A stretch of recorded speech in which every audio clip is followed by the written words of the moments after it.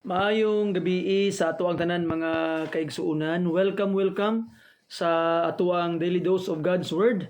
Another night nga kita mag-uban alang sa pagtuon sa pulong sa atong buhi nga Dios. So mga kaigsuunan, pinaagig pagsugod ato kining pagasugdan sa usa ka awit. Oh, what a Savior that He died for me. From condemnation He hath made me free. He that believeth on the Son set free, hath everlasting life. Verily, verily, I say unto you, verily, verily, message ever new. He that believeth on the Son is true, hath everlasting life. Though unworthy, yet I will not doubt, for him that cometh He will not cast down. He that believeth all the good news shout, hath everlasting life. Verily, verily, I say unto you, verily, verily, message ever new. He that believeth on the Son is true, hath everlasting life. Amen. Thank you for that wonderful song. And by this time, open your Bibles with me in the book of Acts chapter 8, mga kaigsuunan. Acts chapter 8. And atong pagbasahon ang verse 26 paingon sa verse 36. Acts chapter 8, verse 26 to 36. The Bible says, "And the angel of the Lord spake unto Philip, saying, Arise, and go toward the south unto the way that goeth down from Jerusalem unto Gaza, which is desert. And he arose and went, and behold, a man of Ethiopia, an eunuch of great authority, under Candace, queen of the Ethiopians, who had the charge of all her treasure, and had come to Jerusalem for to worship, was returning and sitting into his chariot, read Isaiah the prophet. Then the Spirit said unto Philip, Go near, and join thyself to this chariot. And Philip ran neither to him, and heard him read the prophet Isaiah, and said, Understandest thou what thou readest? And he said, How can I, except some man should guide me?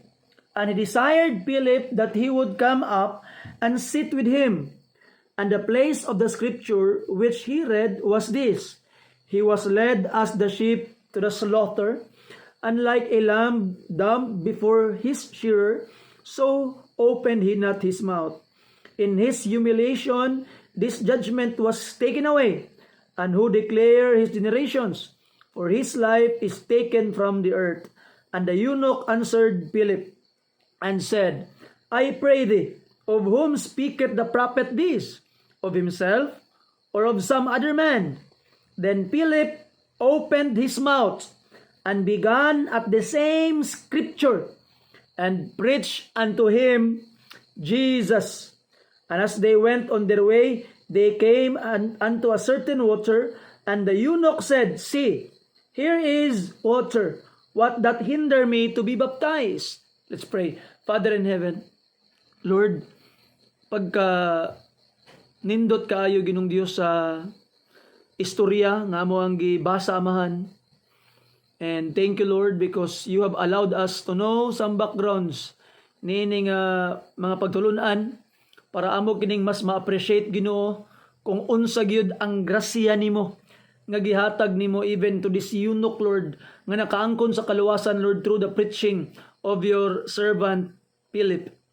We pray, Ginoo, nga as we talk about your word tonight, these words makuyana pa sa daghan pang mga katawhan, madungog pa sa daghan pang mga katawhan, Ginoo, and them too could receive the Lord Jesus Christ as their Savior og mga luwas pud sila, Amahan.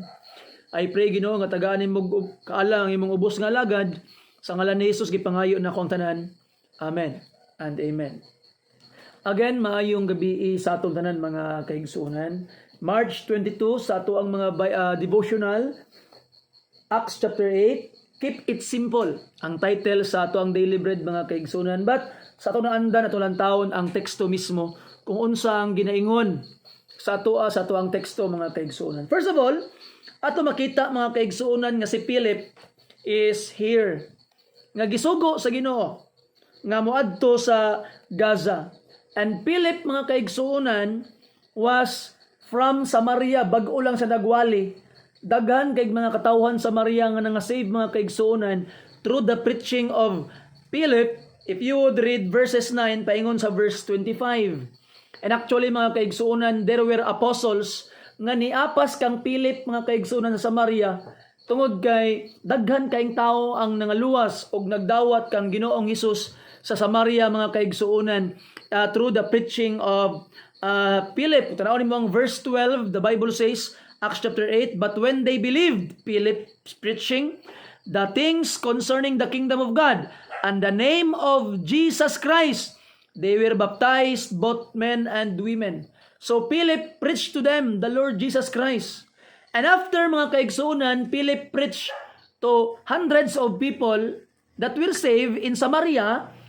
Gisugo na po siya sa Ginoo nga muadto siya sa Gaza Strip. So kabalo man mo sa asa ng Gaza Strip mga kaigsuonan kay bago lang sa balita katong gigirahan. Na ato makita mga kaigsuonan in the wilderness, Philip must go to the desert in the wilderness sa Gaza Strip. Kanang Gaza Strip mga kaigsuonan, kung imong tanawon sukdo nimo, maumaor na kadako sa land area sa Kidapawan. So muna kadako ang Gaza Strip mga kaigsuonan. And from Samaria, si Philip nagbaklay paingon sa Gaza Strip kay almost 100 kilometers. Ang gibaklay ni Philip mga kaigsuonan, obeying the command of God to go there. And pag-abot ni Philip didto mga kaigsuonan, pag-abot niya sa desierto, na siya'y nakitaan nga usa ka karwahe. And then, nag-ingon ang anghel kang Philip mga kaigsuonan.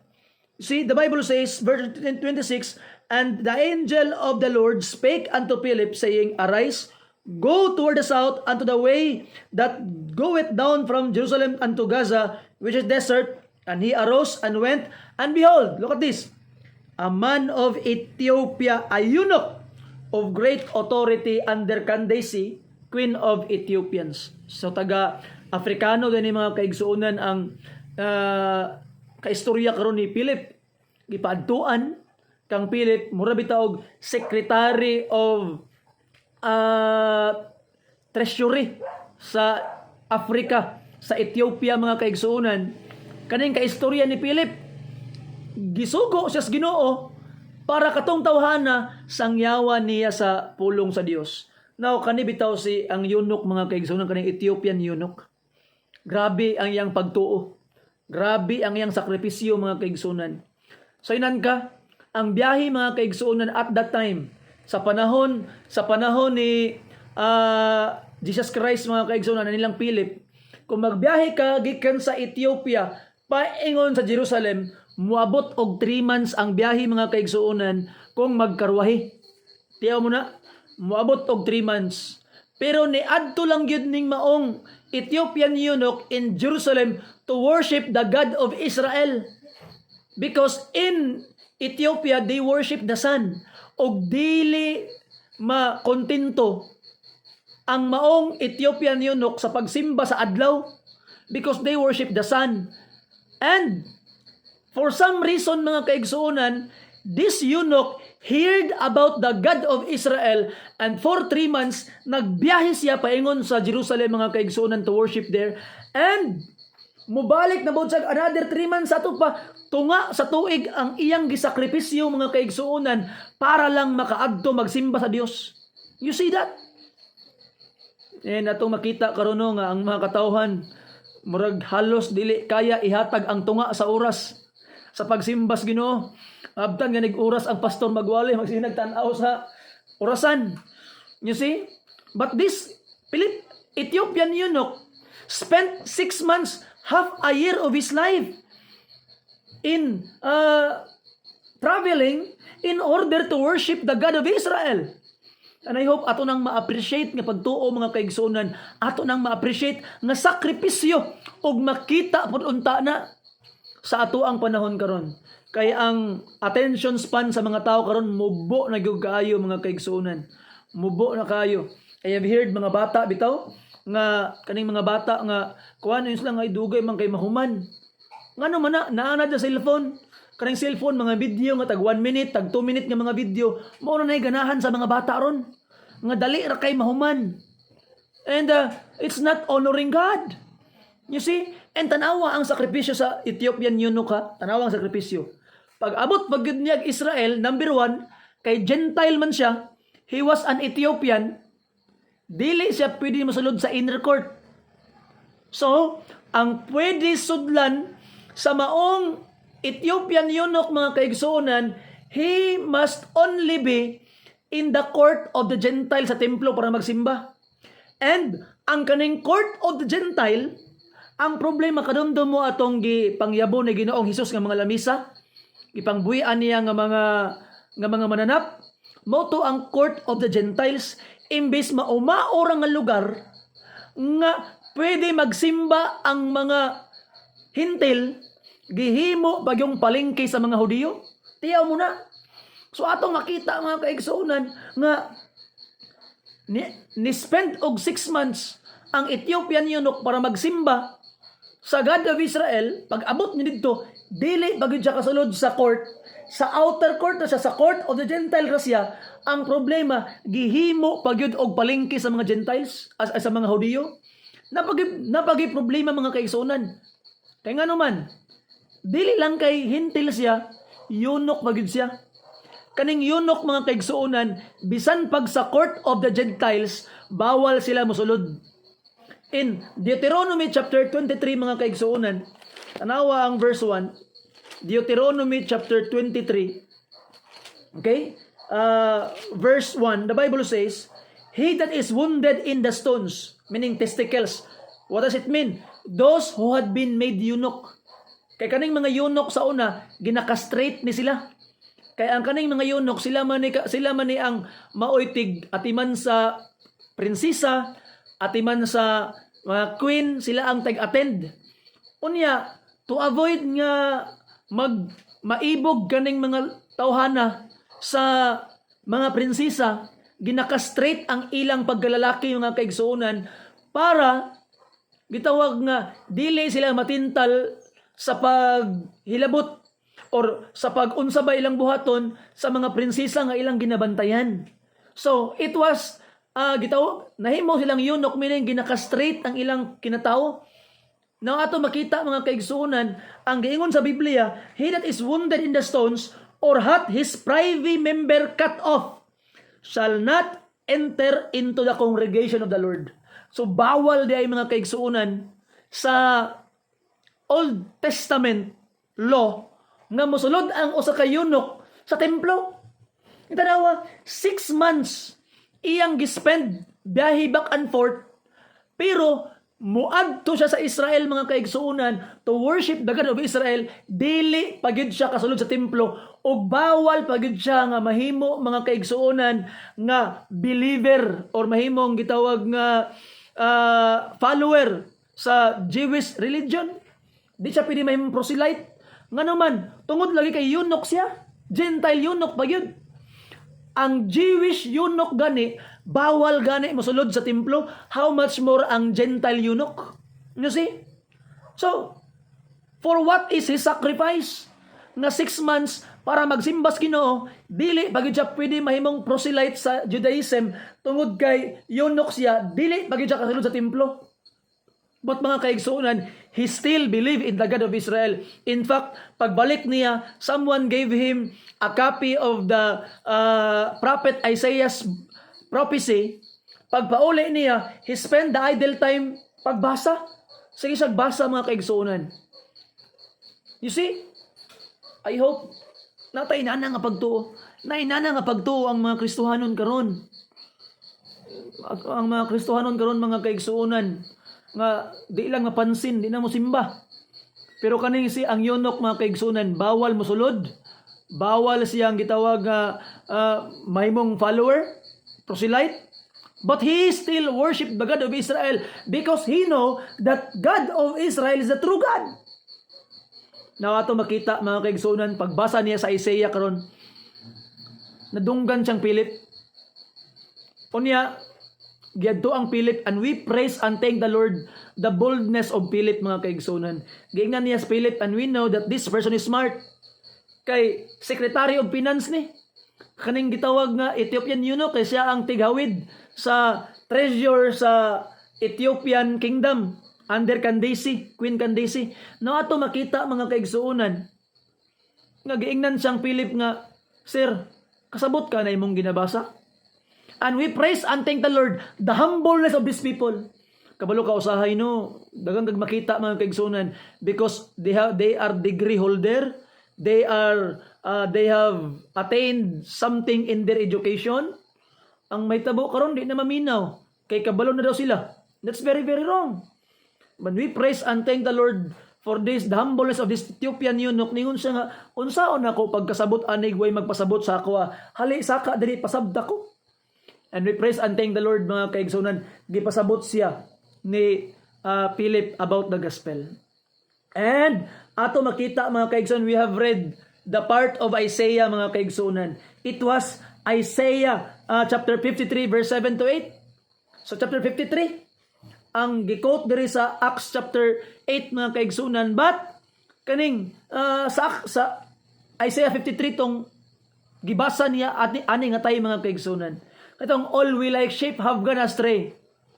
We have turned everyone to his own way, and the Lord has laid on him the iniquity of us all. You see? What a very very good chapter nga iyahang naabtan mga kaigsuunan. It's not coincidence. It was planned by God. Na ato makita, gipasabot siya ni Philip kung si pasabot ana. And I believe mga kaigsuunan, Philip preached unto him Jesus and the gospel. Christ died for us. It was Jesus Christ who suffered for us. Kaya pangutan naman niya, kinsa man ning tawhana ang nag-antos diri? Propeta ba ni? Or espesyal nga tao? Kinsa man ni? And Philip told him, it's the Lord Jesus Christ who died for your sins. You see, nagpakamatay para sa imong sala. Og muluwa sa imuha karon, if you will believe on Him. And we praise and thank the Lord mga kaigsuunan, ang giingon sa pulong sa Ginoo, verse 35, then Philip opened his mouth and began at the same scriptures and preached unto him Jesus. Wow, I like that. Remember this, our message is Jesus mga kaigsuunan. Ang simbahan ganino nga kada Domingo ang istoryahan kay business, kada Domingo ang istoryahan kay gitawag nga kwartahay na lang perminti, kada Domingo ang istoryahan mga kaigsuunan kay kaning mga abroad, mga suroy-suroy, mga unsa-unsa na. Wala na. We must preach Jesus mga kaigsuunan. And ato makita that Philip preached Jesus in Samaria, and he now preached Jesus in a congregation of one. He preached Jesus in this Ethiopian eunuch. And we praise and thank the Lord, kaning Ethiopian eunuch na luwas. You see? Because people cannot save if we preach about business, we preach about money, we preach about other countries, vacation, whatsoever things. They will never be saved. Only Jesus can save. So I hope by the grace of God, atong ilailahon gid si Jesus Christ mga kaigsuunan. And ato makitad that Philip preached unto him Jesus. Jesus is the only way to for us to be saved. Ingon pa niya, I am the way, the truth, and the life. No man cometh unto the Father but by me. Christ is the only way. Og unsaon man ang pulos sa dalan, kung di nimo agian. Unsa may pulos sa kamatuoran, og di nimo tuuhan. Og unsa may pulos mga kaigsuonon sa kinabuhi, og di nimo maangkon. Kay si Kristo man ang dalan, agi og sunod kang Kristo. Si Kristo man ang kamatuoran, tuuhi siya. Si Kristo man ang kinabuhi, angkon na siya igsuon. Jesus can save. You come to Him. Pag hinulsol na sa imong mga sala, ug dawata siya nga mahimo nimong Ginoo og manuluwas, repent of your sin and believe on Him, you will be saved, igsuon. Just like this Ethiopian eunuch. Now, kanibitang verse 36. I have preached on this text before, pero ang verse 36 karon pa nako na appreciate pag-ayo. Na-appreciate kay nako ang verse 36 karon. Karon pa lang gyud. I have preached again and again aning chapter 8 sa Acts, pero karon pa nako ni na-appreciate pag-ayo. Tanaw nimo ang verse 38 mga 36 mga kiksnawa gani. Tanawa ang heart sa eunuch. And as they went in their way, naminaw na siya sa pulong sa Ginoo, nasabdan na niya ang gospel.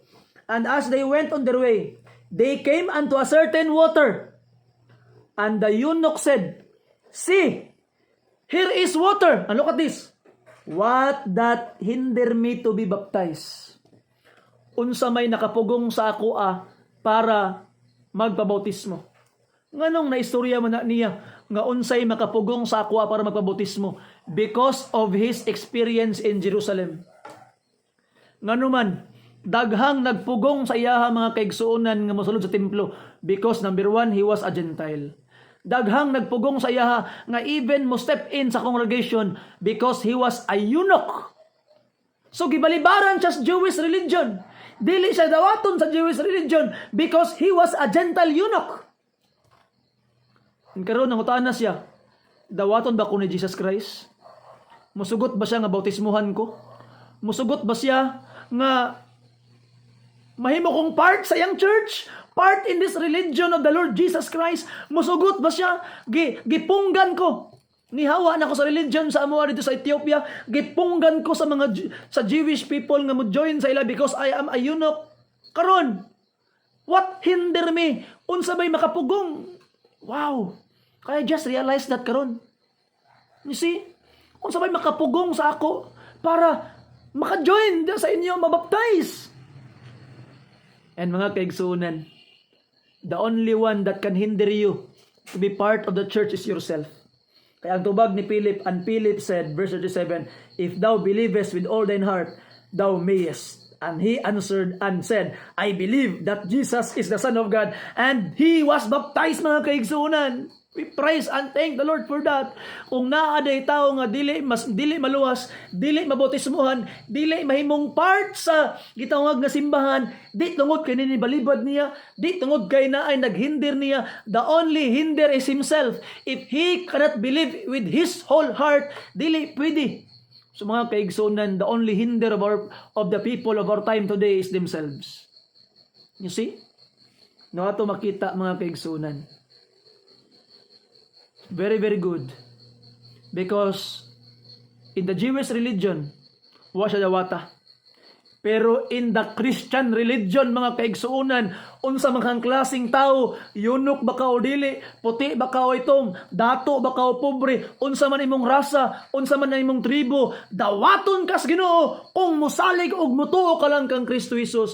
Kaya ang tanang moduol kaniya, dili gyud niya pagbalibaran. And we say amen to that. We say great amen to that, mga kaigsunan. You see? And he was baptized the same day sa iyang pagtuo. Mabitaw na nga kung ang tao tinuod na gyud nagtuo, nagsalig sa Ginoo, di na kinahanglan na padugay-dugay pa. Obey the Lord in baptism. Papapay sa diretso, tuo na ug salig na sa Ginoo. You see? Kaya because I question the integrity of your faith kung di ka magpabautismo. Tanaw ra gud na. Pabautismo is obedience to the command of God. Sugos Ginoo sa magpabautismo. Nya di ka magpabautismo, dili ka mutuman na sugo sa Ginoo. Cannot you follow the example of Christ?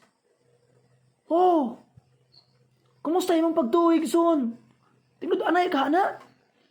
Ayaw pag-judge, pastor. Oy, di ko mababaptismo, pastor, pero naman ko'y faith, pastor. I question the integrity of your faith because one way to express our faith is to follow the Lord in the waters of baptism. Can you see? Tanawan ng yunok ko. Hadlok balibaran. Unsa may makapugong para mabautismuhan ko.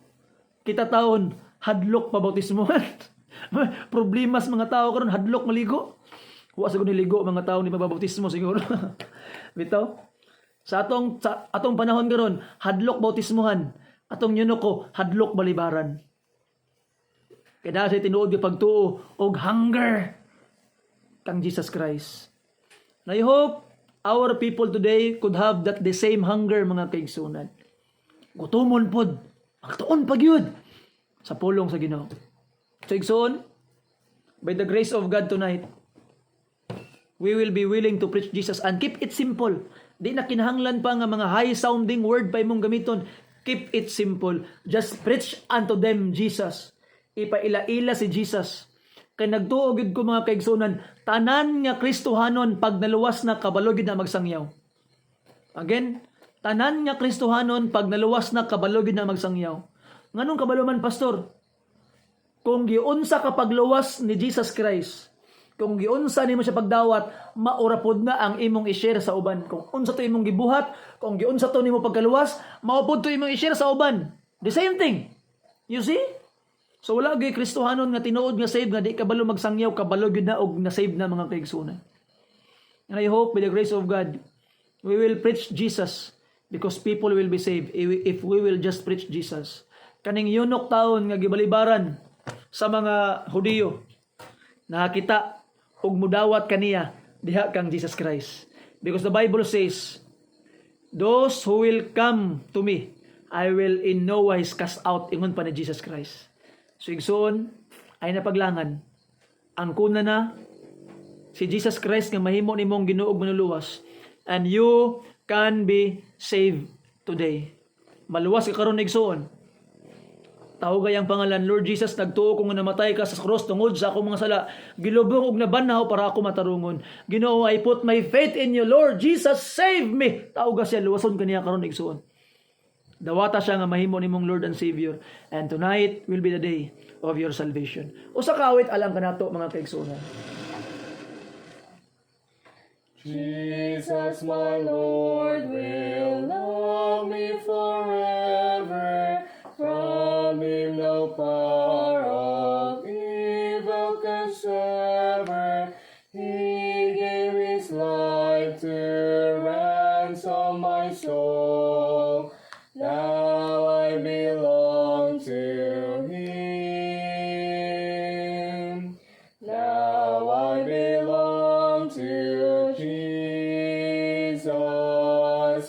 Jesus belongs to me. Not for the years of time alone, but for eternity. Joy floods my soul, for Jesus has saved me, freed me from sins that long have enslaved me. His precious blood he gave to redeem. Now I belong to him. Now I belong to Jesus. Jesus belongs to me. Not for the years of time alone, but for eternity.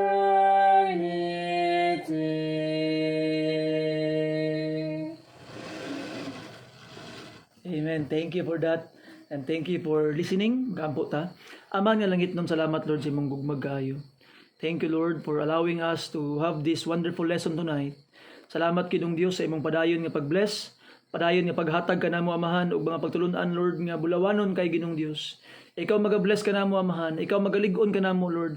Ug ikaw Ginoong Dios magahatag ka namo amahan og dugang pangkadasig alang sa pagpahibalo pa sa dagang mga katawhan sa imuhang pulong ug sa kaluwasan. I-bless kami Lord, pasayloa kami sa mga sala. I-bless ang mga katawhan nga naminaw ni Ginoong Dios. Ang mga kaubanan Lord, I pray that you would bless ang papa ni Ma'am Ami Ginoong Dios. I pray that you would send healing Lord. And number one gyud Ginoo gyud tagay gyud og tinuod nga kaluwasan amahan. Salvation Lord. And I pray Lord that you and that person would have relationship with each other. Saving faith Ginoong Dios ihatag sa iya Ginoo. Salamat sa imong kaayo. Salamat sa imong gugma Lord. Continue to bless us, empower us in Jesus precious name. Gipangayo na ako ang tanan. Amen and amen. Salamat ug maayong gabi sa tanan.